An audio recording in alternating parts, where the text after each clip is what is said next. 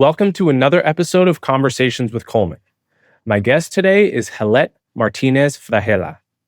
Gelet is a Cuban-born journalist and television producer who became a political refugee after leaving Cuba.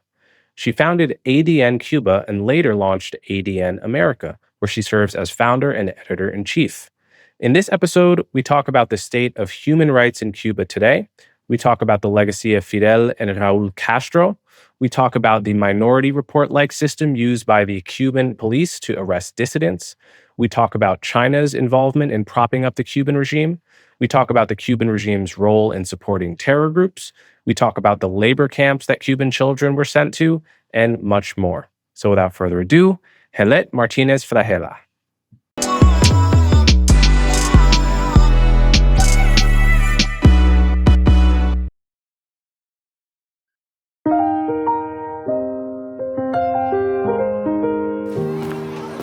When it's not always raining, there'll be days like this. When there's no one complaining, You're good to me. there'll be days like this.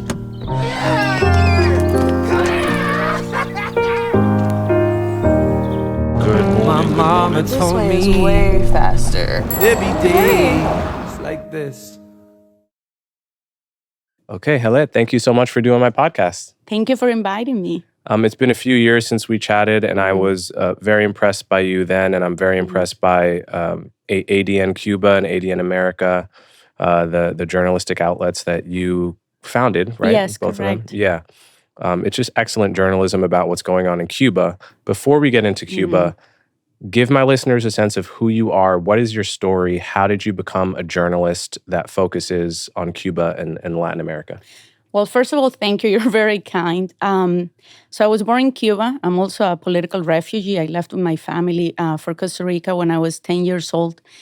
And a few years ago, I founded this site that you mentioned, ADN Cuba, which covers human rights inside the islands, human rights violations, and also the attempt of the Cuban regime to destabilize the Western Hemisphere and Latin America and meddle with U.S. interests. Now, I didn't originally begin as a journalist. I was working in media as a TV producer. And I was a little bit tired of working. I was mostly producing entertainment shows. And I shifted to the news department at Telemundo, which is a Spanish station here that it's Telemundo and NBC. And I think what happened to me is that there were two moments where I was writing a story, and it was actually not even about Cuba, it's about Venezuela. And I remember someone from the national team called me and said, "Oh, you're too biased against the Venezuelan government." And I say, "How too biased?" Meaning what am I supposed to know? Yes, you can't call it a dictatorship, we can't call it a regime. So to me, that was very shocking because you can't call it what they are. So it is all of this attempt to sanitize dictatorships around Latin America, especially if they're on the left. They have no problem calling for what they are if they're on the right. But if they're on the left, there's always an attempt to sanitize the true nature of this regime. So then it happened a second time, and I just, I realized that wasn't for me. And then I decided to found my own news site. And I was already producing content inside the island. I was working for other people and helping them produce documentaries inside Cuba. And one thing led to the other. And, here I am 8 years after. Yeah, and my understanding is your website is banned in Cuba. Correct. And there was a minister that blamed the 2021 pro-democracy uprising partly on your reporting and your website. Yes, on our website and the work of some of my colleagues that they actually mentioned by name. So what happened is this. I've been running the site for the past 8 years. 6 months after we launched the site, they blocked access inside the island. So people can only read it through VPN or if they go on social media. And in 2021, in July 11, happened. And it was like an uprising nationwide, the biggest we have seen in the history of the Castro regime. And shortly after, like a day after, the Cuban regime, let me rectify. During those protests, when everyone was on the street, we were the first site to live stream what was happening inside the island, right? The first protest, we began live streaming everything.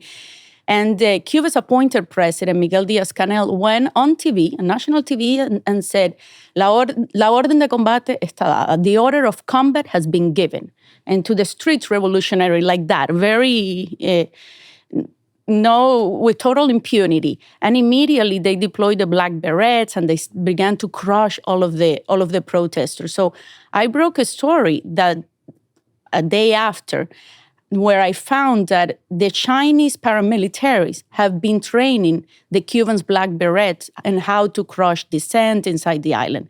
So immediately after that, they went they did this big press conference, and they said that we had motivated, incited somehow this national uprising, which is completely ridiculous. Can you imagine if I had that power, or if the people that were working with me had that power, we would be doing it every day, right? It was, but they also to illustrate how ridiculous these regimes are. They also blame it on a porn actress, not just on that. They blame it on a porn actress. Correct. Because there was something happened 2 days before that a porn actress called Mia Khalifa had tweeted something that became viral. And people began to correct what she was saying because she was blaming everything that was happening inside the island on the embargo. And then people began to rectifying her, right? And she retracted her statement and she began criticizing the Cuban regime, went viral. I guess a lot of people are following Mia Khalifa. Definitely a lot of people are following Mia Khalifa. That's an understatement. Yes. And then, everyone began retweeting that. And a day after, the protests began. So they're so silly, right? They're so weak. The arguments are so weak that they have to make up this, manipulate your reality to an extent that is even laughable. Yeah. Wow. Okay. There's a lot to get into there, but I want to rewind and get a little bit more of your personal story, because you said that you left Cuba at age 10 and your family were political refugees. Describe how that happened. Well, there were many events. So my grandfather on my mother's side, he was a political prisoner. He was an academic. And when the Bay of Pigs happens, he and his students joined the opposition. So at that time, that was 61, if I remember correctly. So at that time, many members and many groups in the opposition were waiting for the Kennedy administration to send our support. So that didn't happen. And everyone was either arrested or some others were killed. So in the case of my grandfather, he was charged with 20 years in prison. He left. He was out of prison, I believe, after 6 years. He had a heart condition. And that really led to once you're a political prisoner and you live in a communist dictatorship, that affects your entire family, right? My grandmother was an academic also. She was a biologist. She could never work again because you can't have an academic, right, that it's related to a political prisoner.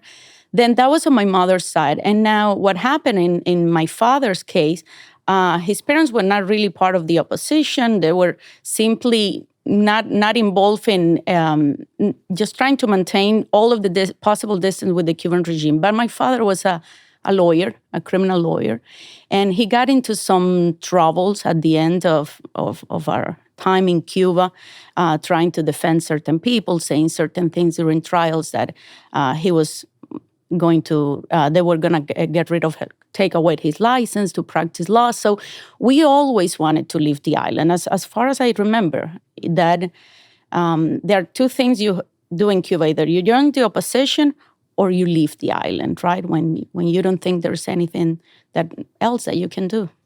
And it was at that time still illegal to leave, I imagine, right? It was. And in my case, children can't leave Cuba or couldn't leave Cuba at that time unless it was a definite.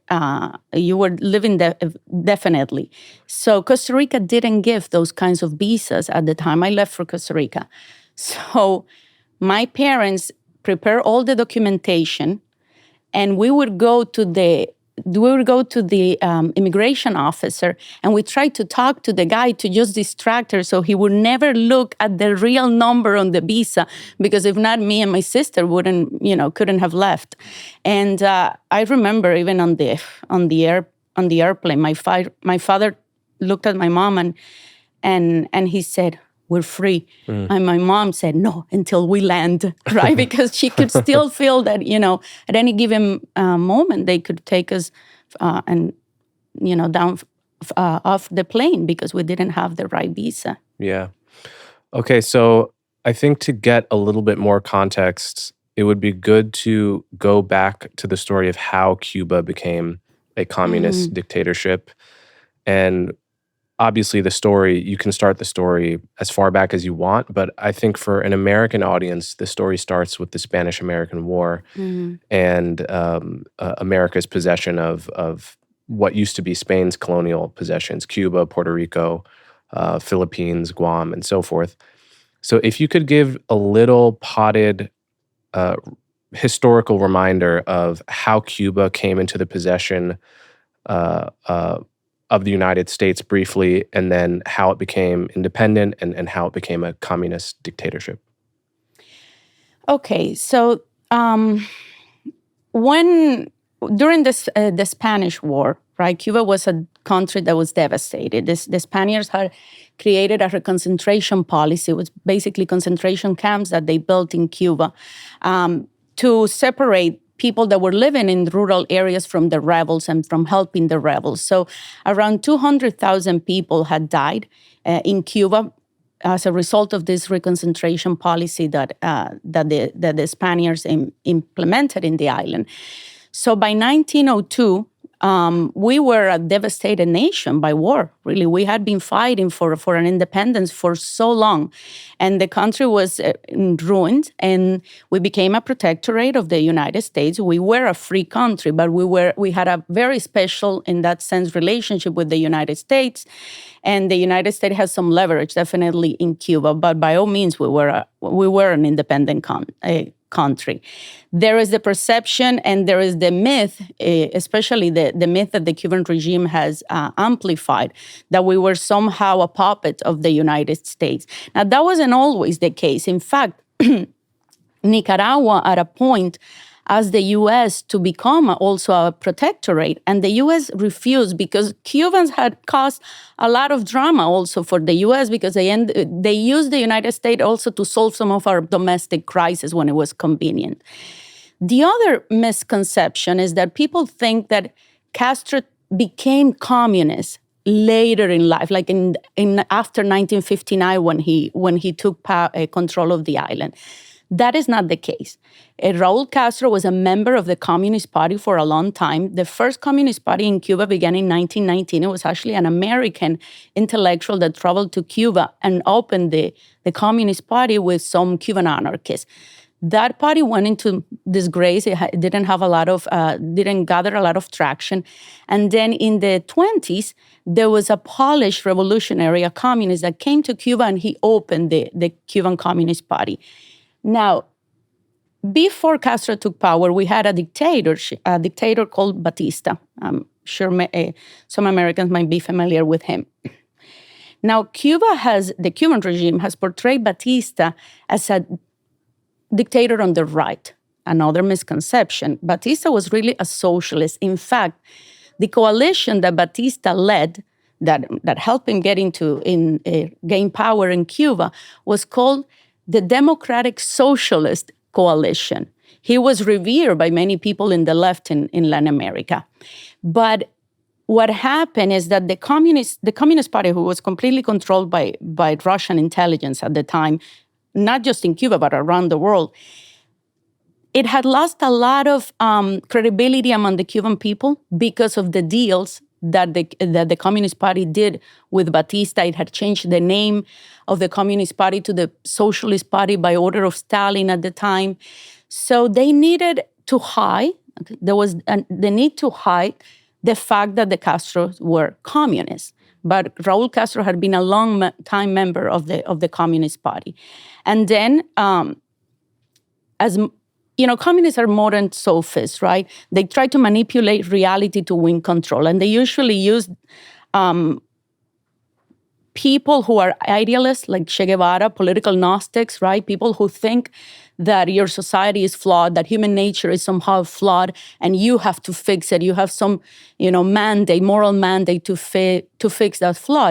And sophists like Castro usually use these people that would not be stopped at anything, like Che Guevara, to do their killing and do their bidding, right? So they slowly got control over all of the opposition. By the time the Movimiento 26 de Julio, the 26 July movement, took control of Cuba, immediately people started seeing the true colors, right? It was evident that they were communists. They promised elections. They said in 18 months we're going to have elections, and then those elections never happened. When 18 months passed, they said, elections? Why do we need election if we fix everything? Mm-hmm.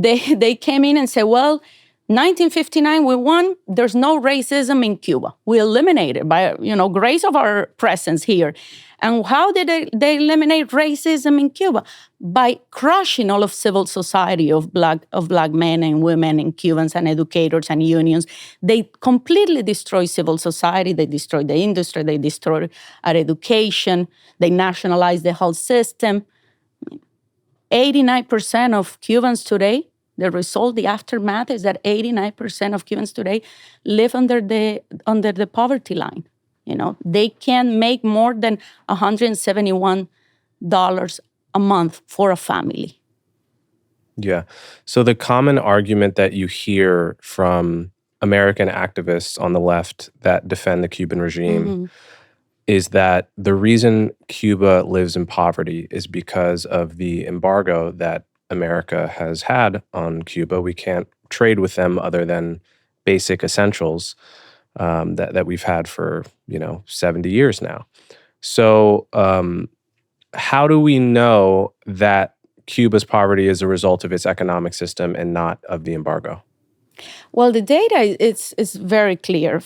Since 2007, the U.S. became Cuba's biggest trade partner, right? We trade food with Cuba. We trade medicines with Cuba. That doesn't ban European nations, for example, from trading with Cuba. The embargo applies to the U.S., but doesn't necessarily, and it's definitely not respected by other nations. Cuba's biggest partner is China, right? China is right now giving the Cuban regime a lifeline, because if not, it wouldn't be able to survive.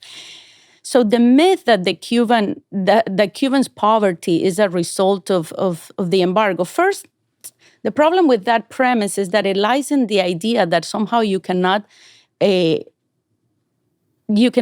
punish dictators or criminals for their behavior if there's some form of collateral damage. So I disagree with that. The embargo is not a regime change mechanism. It's a deterrence mechanism to try to contain this ideology, this criminal organization, because that is what the Cuban regime is. It's not like a criminal organization. It's a criminal organization that took power by force and never run elections in the country. So how do you deter a criminal organization that has been expanding around the world, that has meddled with issues in Africa, that has taken control over Venezuela? Because it's indisputable now that what happened in Venezuela is a result of Cuban intelligence meddling in Venezuelan affairs. It basically has control over Nicaragua also. It has been meddling with issues in Colombia, Chile. So what do? Nothing. So it's very difficult to quantify the extent of the embargo. But today, you tell that to Cuban people inside the island, nobody buys it, because the real embargo is the embargo that the Cuban regime has over people, that they're not free to do anything. Their life is completely controlled by the Cuban regime.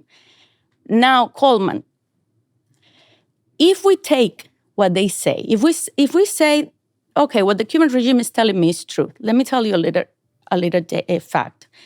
The Cuban regime reports a GDP that is 200 billion a year. That is almost double the GDP of Dominican Republic. So you can't have it both ways. Either they're lying, and if they're lying, they have to be lying all the time, right? So if you're an activist and you're telling me, oh, because it is the embargo, hold on, and how are they reporting a GDP that is like New Zealand? I don't see people from New Zealand going to live in Cuba, or even people from Dominican Republic, but there are many Cubans who would pray to live in Dominican Republic. So they manipulate facts, they manipulate the data, and they spent a lot of money trying to maintain all of this intelligence machine that they have around the world that is completely disproportionate to the size of the country and even the GDP of the country. The other argument you hear from American activists and intellectuals, and I think, if I'm recalling, even Noam Chomsky has made this argument. Oh, well, of course. That the Cuban healthcare system is better than the American healthcare system, and that this is a testament to how socialized or communist medicine is much better than what we have in America. What do you make of that argument? Well, the trains also arrived in time in Nazi Germany.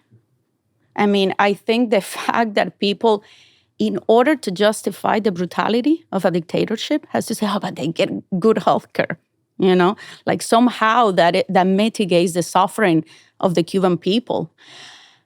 The second thing I would say is that I don't know what hospitals they are going, because many members of my family are doctors. And let me tell you, the Cuban regime has no shortage of police patrols and police cars, but there are no ambulance. So they're making the choice not to buy medicine. They're making the choice not to buy ambulance. People can't even get to the hospital because the ambulance never arrives. But every activist in Cuba right now has a police car in front of their house. And that, that is never, there's never a shortage of money and tools to repress people. The healthcare system in Cuba has been used as a diplomatic tool, as a soft power tool, precisely to create that idea. But it has been typical of all communist regimes. The Soviet Union also had that, and they invested a lot in sports. It is unsustainable. You can invest and inject all of those funds into this healthcare system that is incapable of sustained by itself. So it's crumbling today. Once we stop receiving all of the funds and the subsidies from the Soviet Union, the healthcare system is completely disrupted. There is nothing. Have you seen photos of a hospital in Cuba? It looks like we're in war, in a war zone. I mean, I don't know how much time I have. You have as much time as you want. Let me tell you a little story. Yeah, please. When I cut my leg once in Cuba, right? And my parents took me to the hospital. And I remember, I was a child. I remember the doctor came and he said, don't worry, you're not going to have a scar. I have like this, a string that is going to be very thin. And I'm like, okay. And he gives me the string. He leaves. He comes back and said, excuse me, can you give me back the string? Because I don't have enough to do the stitches. Oh, my God. And that was in the 90s, right? And you never heard Fidel Castro, before the 90s, complain about the embargo. Everything he was talking was campaigning around the world for people not to pay the external debt, right?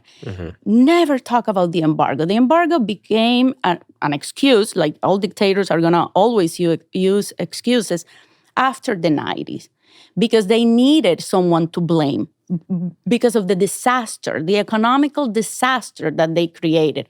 There is no production in Cuba. Cuba has to import 90% of what they consume because they destroyed all of our industries. Yeah. So let's talk about some of the other aspects of life under communism. You've talked about labor camps that even minors have to participate in. You've talked about what you call indentured servitude. Yes. So can you describe that for me? What do you mean by that? Look, under communism, right, people have this idea that communism is an economic system. That is the last thing they are.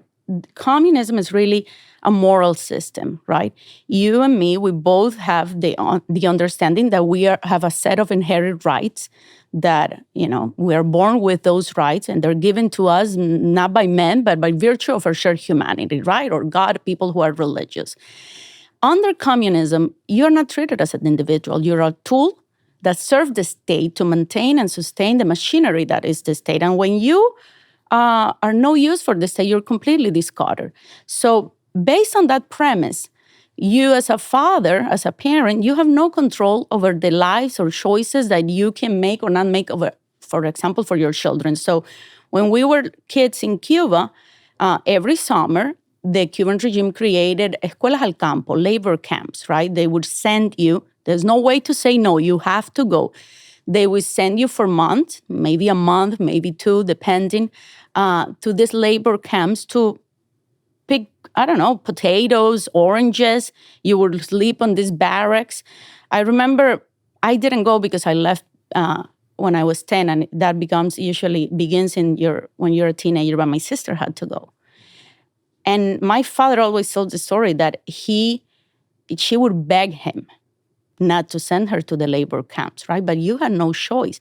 So people in Cuba do all kinds of bizarre things to avoid going to those labor camps, especially if you're a girl, you're going through puberty, and then you're sent to this place that is really, you're sleeping with everyone there. Everybody's looking at you. The conditions are really, they're not in good stage, and people would, for example, in one year, my father had to get a doctor to pretend that my sister had broke her arm. And they actually had to put a casket because you had to prove that, she was not capable of going to the labor camps, right? And people would do all kinds of things because part of communism is that, it destroys the moral compass of a society. So people develop these dual identities where your private self is somehow completely in contradiction to your public self because it's a way of surviving, right? So these labor camps happen with children, but also happen with homosexuals. They were called UMAP, Unidades de Militares de Ayuda a la Producción, Military Unit of Health to Production. And they would send homosexuals, intellectuals, they would send religious people. One of my cousins, he was a homosexual, and he was sent to one of these camps. And when he tried to escape, they shot him and they destroyed his entire arm. So it is very difficult for me to understand how is it that American youth, would go to my country from the comfort of their democracy to actually defend the brutality of a regime that destroyed all human dignity, right? I mean, I remember in Cuba, when I was a child, we were not allowed to go to hotels because you can't go to hotels. Hotels are for foreigners. So you can't even go to certain places inside your own country. And that was widespread, It's amazing. There's always been a fascination from activists on the American left, especially racial justice activists, with the Cuban regime, with Castro and Che in particular. The Black Panthers in the 1960s, you had, when Eldridge Cleaver was on the run from the authorities in America, where did he go? He went to Cuba, among other places. Black Lives Matter co-founders, when Castro died, wrote him what was basically a eulogy and a love note talking about how what an incredible example he was. And I learned from reading your website that this guy Manolo de los Santos, the director of the People's Forum, heavily involved in the recent Colombia protests over Israel, said, Fidel is for us a great example. We wish all leaders were like Fidel. Of course. So there's this incredible irony where what these activists imagine they are protesting in America and in the West is the very totalitarian repression which they are praising in Cuba. How does that not, what's going on in their mind that allows them to hold those contradictory ideas at once? What's going on there? Yeah.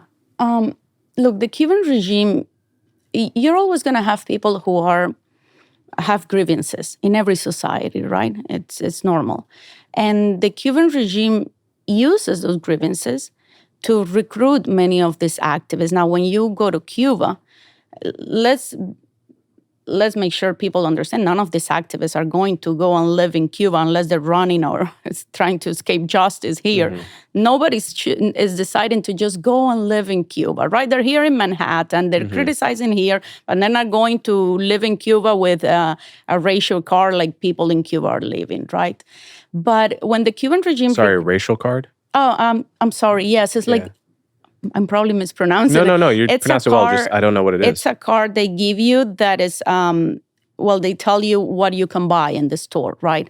So you you can buy 4 eggs a month per person, right? Ration. Oh, ration. Ration card. Okay. So you can buy 4 eggs a month. When you turn 7, you don't have right to to buy milk anymore. So they have like this list of goods that you're allowed to buy. Right. Now, the stores are empty, but you have the right to buy it. You have the right to buy it, although there's only sugar and flies in those.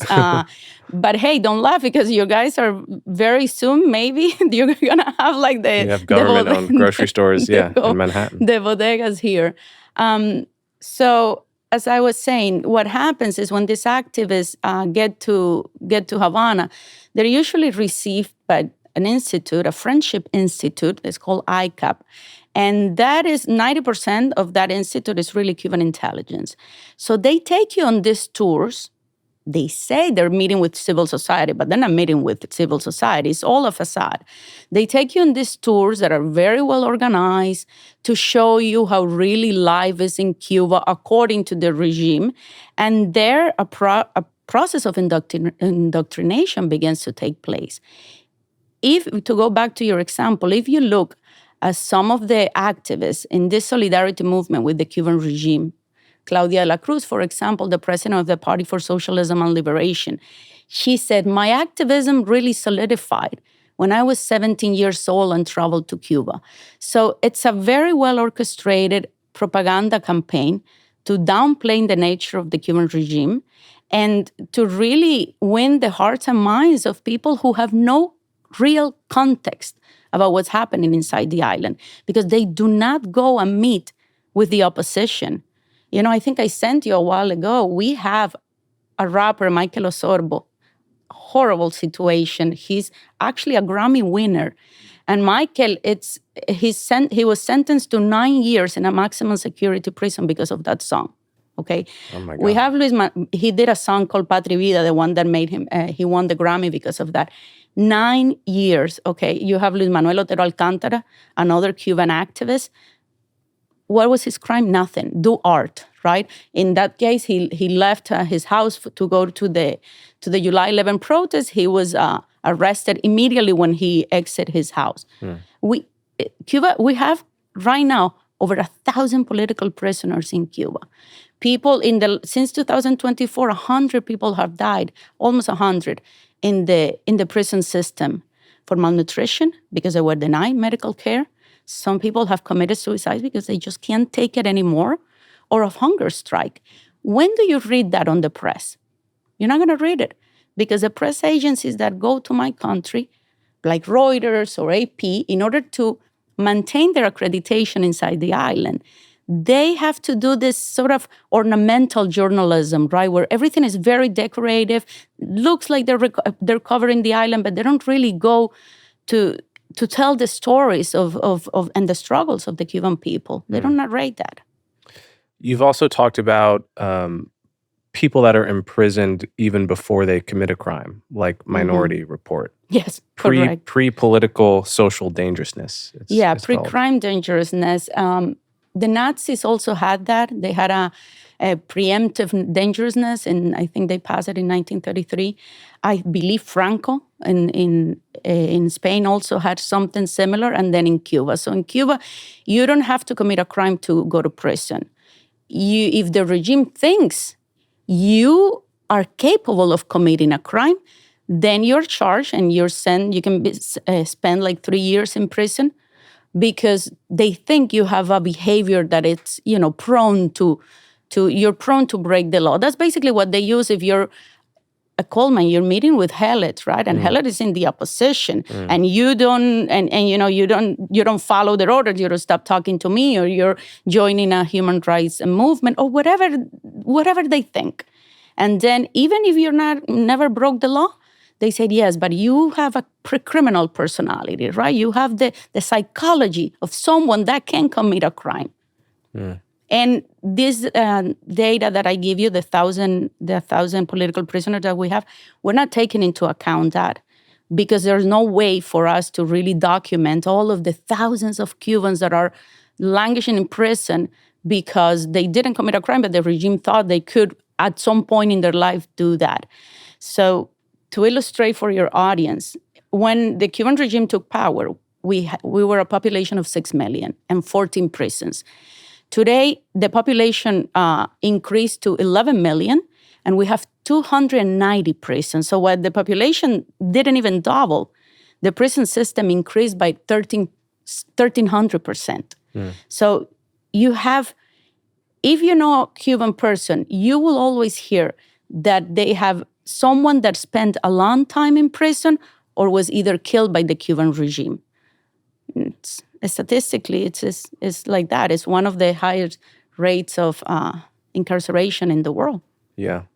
So what sparked the pro-democracy protests in 2021? And, it's in a way, it's surprising to me that there have not been more huge protests like that since 1959. What accounts for that? Is it just the successful repression of the people? And what changed in 2021 that allowed for that protest to take place? It is a successful repression. Under communism, silence becomes the language of fear, right? You express your fear by staying quiet, by not speaking up. And the consequences when you speak up are really tragic, right? The first thing they did when they took power, they would take people to the movie theater to watch movies of the firing squads. So imagine a society that since the beginning, right, you were born, you were a child, and you were seeing what was the consequences of speaking up. Then we had a big protest in 1994. It was called the Maleconazo, and that is what gave rise to the Balsero crisis in the 90s. Now, El Maleconazo only happened in Havana. I think there were some factors that contributed to the July 11. One is that Cubans in 2018 had access to internet for the first time. People could have internet in their phones.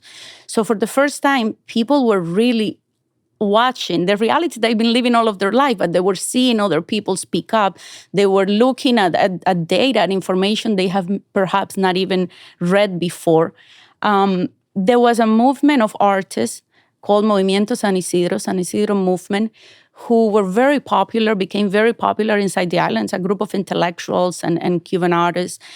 People were being expelled from their universities for speaking up. So there were a lot of things happening in the island. The Trump administration, to be fair, the first Trump administration really sanctioned the regime, increased sanctions in the regime, but it was very supportive of the Cuban democracy movement. So there was a momentum in the island at that time. And then COVID happened, and the healthcare system was collapsing. People couldn't even get ambulance, et cetera. So there were many factors that, reached that crescendo that people just exploded. And when the first protest happened, people that I've interviewed now, protesters that are here in the U.S. seeking asylum, I've interviewed them, and they've said, I saw it on social media and inspired me to, go and join the protest. And it's very sad because most of them, the ones I spoke to, they said that day they left their house thinking they were never going to return to an unfree Cuba, to a dictatorship. They thought they were going to return to a free Cuba. And of course, that didn't happen. So Obama, I think in his second term, loosened some of the embargo restrictions. And at the time, I remember paying attention to it, and it felt like, for the first time, relations between America and Cuba were thawing, and it could usher in kind of a new era. What did you think about that at the time, and what do you think about that choice now in retrospect? Well, I was never supportive of his choice because it came with, we were not getting anything in return, right? Obama opened to the island, but the United States was not getting anything in return. The situation with the political prisoners was the same, et cetera. Now, to be fair, I understand the argument of some people made at the time. It's like, well, we have tried everything. Let's try something different, right? So I'll give them credit for that. But the problem is that there were no concessions, right? The Cuban regime committed to nothing. Immediately after Obama gave that famous speech in the island, the repression continued. Even as Obama was walking the streets of Havana, the opposition was being crushed. They were not even allowed to go to some of the gatherings, and they had been arrested. The Ladies in White, which is a movement of women who had their husbands and their kids in prison, were being completely crushed and persecuted all the time. So there was a feeling in Havana that could be the Cuban perestroika. That is real. Many activists people that work with me and young journalists tell me, they had that dream that maybe this is it. But the reality is that the Cuban regime did not change its nature one bit. And I was mentioning before, the problem with Washington and policymakers is that they think that you can change the nature of a communist dictatorship with diplomacy or with somehow engaging with them. And if you look at what happened with China in the next 30 years, we were told the same argument. If we engage, if we open the economy, somehow the Chinese Communist Party is going to be less lethal. Human rights in China are going to improve. And that hasn't happened. It has gotten worse. It empowers them. And sadly, what Obama did is that it legitimized them for a brief time, because the U.S., by removing the pressure and removing these sanctions and the accountability that, okay, you can't just go and do that around the world and we're not going to make you accountable, it legitimized the Cuban regime. So it really took a toll on the Cuban opposition in that sense, because it didn't take into account the brutality of the Cuban regime. Mm.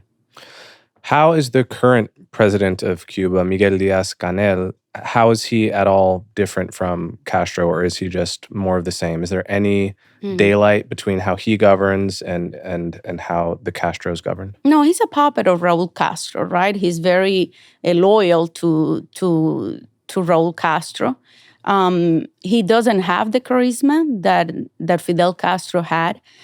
He doesn't have even the verbal skills that Castro had. So he's a complete idiot, to be honest. I mean, the things he says is just completely, he's out there. But Cuba is a dictatorship of intelligence. Alexander Litvinenko used that term to refer to the Russian Federation, and that is exactly what Cuba is. So imagine Cuba as a teeter-totter, a seesaw. Mm-hmm. So in one side of the seesaw, you have all of the counterintelligence apparatus inside the island. That is what it's used to crush the opposition.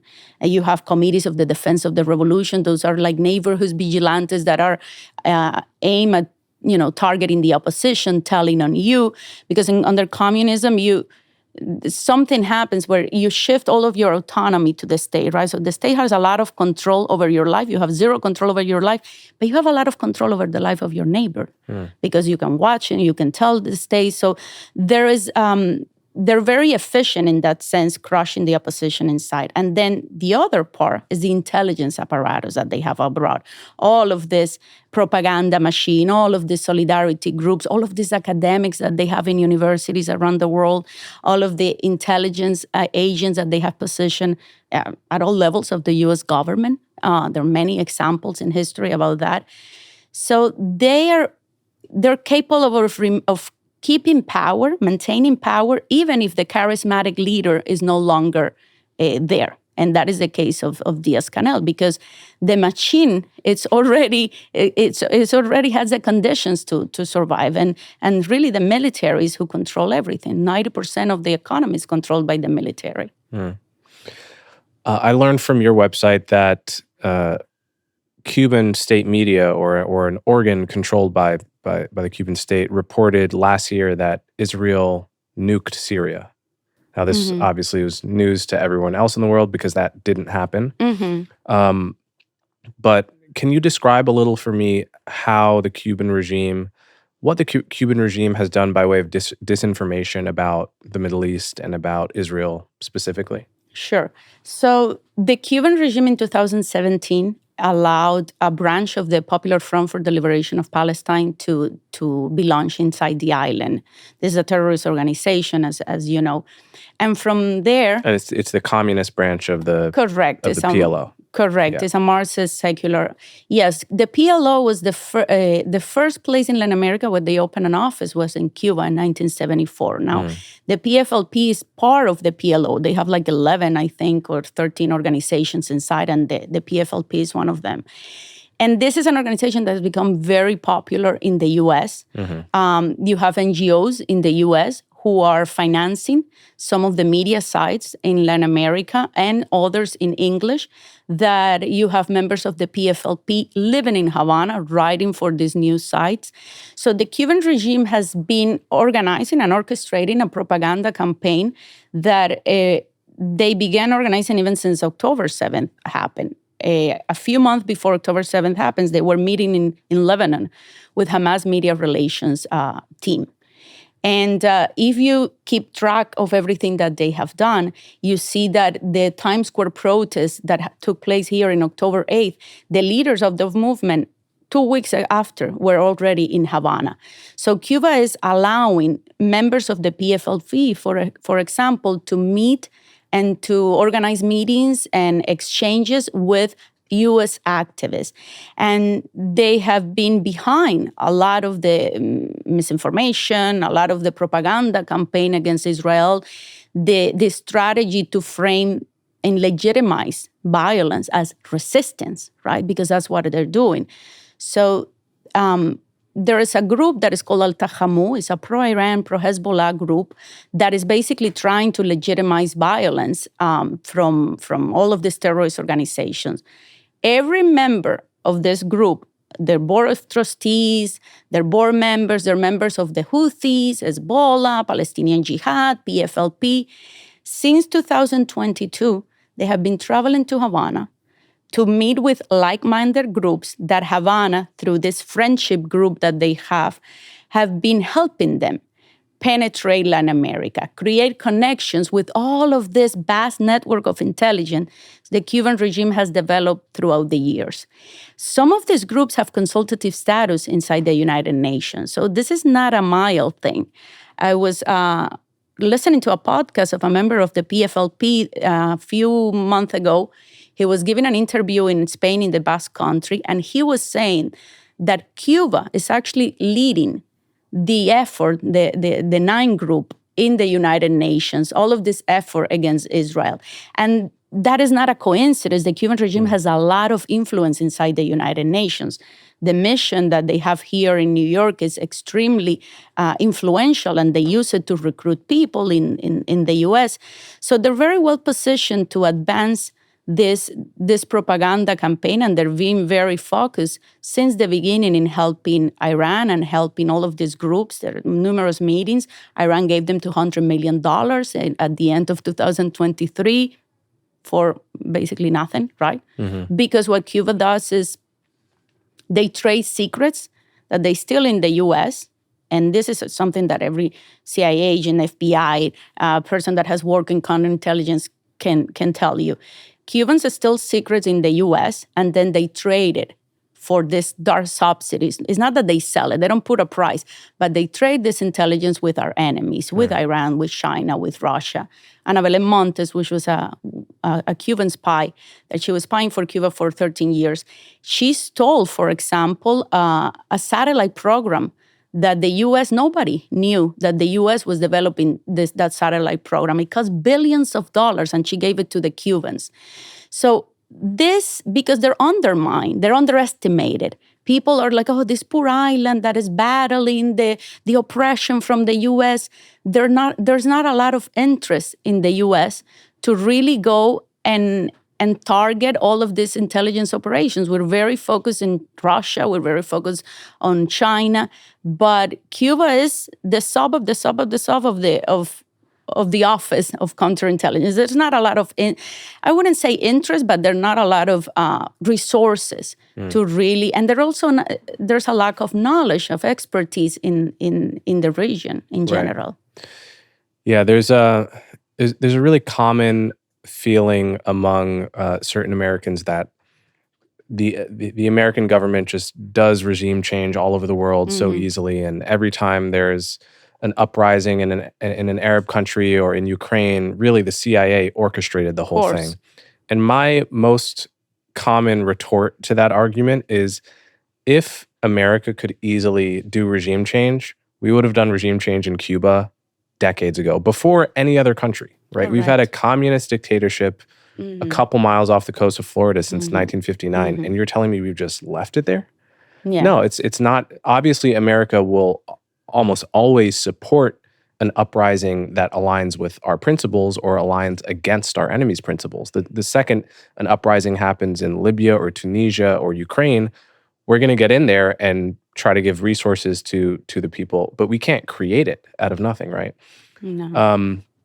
So finally, the last thing I want to ask you about is another example in this vein I learned from your website, is Cuba hosting Chinese paramilitary organization inside Cuba and having them train the Black Berets, the anti-riot police. How did this come about, and why wasn't this more widely reported in American press? Because this is a pretty big story. Yes. Yes, correct. The story circulated mostly on conservative media, who often pays attention to these issues. And it circulated even in some independent media in China, right? The media that is not controlled by the CCP. But it is an issue that has gone underreported. So the Cuban regime, I think since 2016, they've always had these exchanges, right? But since 2016, the Chinese paramilitary, they began training the Black Berets. So this is very strategic, because then when you have an uprising, you don't have to send the military. So nobody can really, put a finger on you. So you train this paramilitary organization that is the Black Berets. They're really trained like even the armed forces, but they don't have that category. And they did it following the same model that China used in the Hong Kong protests, right? To crush dissent. You would see all of the agents dressed in civilians, but the shoes were the same. Even the bats that they were using to beat up the opposition were the same. All of this, the strategy to terrorize people, they immediately cut power, cut the internet, and they would go and drag people out of their house at night, looking for anyone that participated in the movement. It was very random, and then after, people were sentenced to 10 years, 25 years, so you would make an example out of them. And that's, a lot of people that participated were really frightened. They were hiding because at any given moment, they could come and take you. So Cuba right now has allowed China to put a spy base in Cuba to spy in the U.S. Russia also has one. They always had one, but they had closed it, and then they reopened it, the Russians.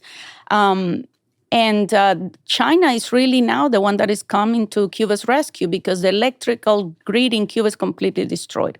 So we have island-wide blackouts that the Cuban regime doesn't have the capability to fix, because there's no way they can fix the deterioration of all the power plants. So now the Chinese came to help them, and they're building like 55 solar powers plants in order to save the Cuban regime from collapsing. Because if they can connect the island, if they can provide electric power, there's going to be an implosion in Cuba. I have no doubt in my mind that could really cause the end of the Cuban regime, because what they do is, right now we have blackouts of 20 hours, right? Then when you have 4 hours of power, people are so focused on trying to save their food and cook anything, right? But you can't sustain power if you have no way to bring back the power even 1 hour, right? And we had around 850 protests in the last year. So people are still protesting. It's just that they're not as widespread as what we saw in July 11, that it was happening at the same time in every town in Cuba. But we're still having a lot of protests. We just were reporting on one in Havana because there's no water. People have been without water for days, so... Okay, final question. Obviously, the situation vis-a-vis human rights, humanitarian issues in Cuba is tragic. It's terrible. any American that's not taken in by the pro-regime propaganda should want American policymakers to help, right? What is the best way to help? What's the best policy that an American administration could have towards Cuba? Again, we don't have the ability to just pull strings and change Correct. things all over the world, but we have the ability to nudge things in the right direction. So how should we do that? I think there are sanctions that should be applied in a strategic way to deter and dismantle the Cuban military entities that operate around the world. There's also a need for the U.S. to really rally a coalition of allies because Europe is basically sustaining the Cuban regime in a big capacity. They're giving millions of dollars to the Cuban regime. I was in the parliament last year discussing that, and it's unbelievable how in denial they are, despite the fact that Cuba has sent 7,000 soldiers to fight in the war between Ukraine and Russia. They're fighting on the Russian side. They have sent more soldiers, more mercenaries, they call them, than even North Korea, right? So despite this fact, the European community still is sending $180 million to Cuba in investments. So we have a big need to deter this from happening and to reduce all of the funds that go for the Cuban regime because they use these funds to repress people. So I think there are a lot of, and in my opinion, all cards should be on the table. I mean, I have no problem with regime change in Cuba. I would love to see my country free. I think the only people that have a problem with regime change are people that haven't endured communism and can't really imagine what we went through and what is happening inside the island. So I think all cards should be at the table because this is a regime that is expanding around the world, that is destabilizing countries around the world, and they're trying to meddle with U.S. interests. So I think I'm hoping that the Trump administration follows through with some of the policies they said they were going to implement. Okay, thank you so much for that. And where can people follow you if they want to learn more about your work and ADN? Well, they can go to adncuba.com, which is like Cuba's DNA. That's what it means, adncuba.com. They could also visit us on adnamerica.com. We publish there in English some stories and through social media. And you're on Twitter. What's your Twitter handle? Oh, it's Gelet Martínez, yes. Perfect. All right. Thank you so much, Gelet. Thank you for having me.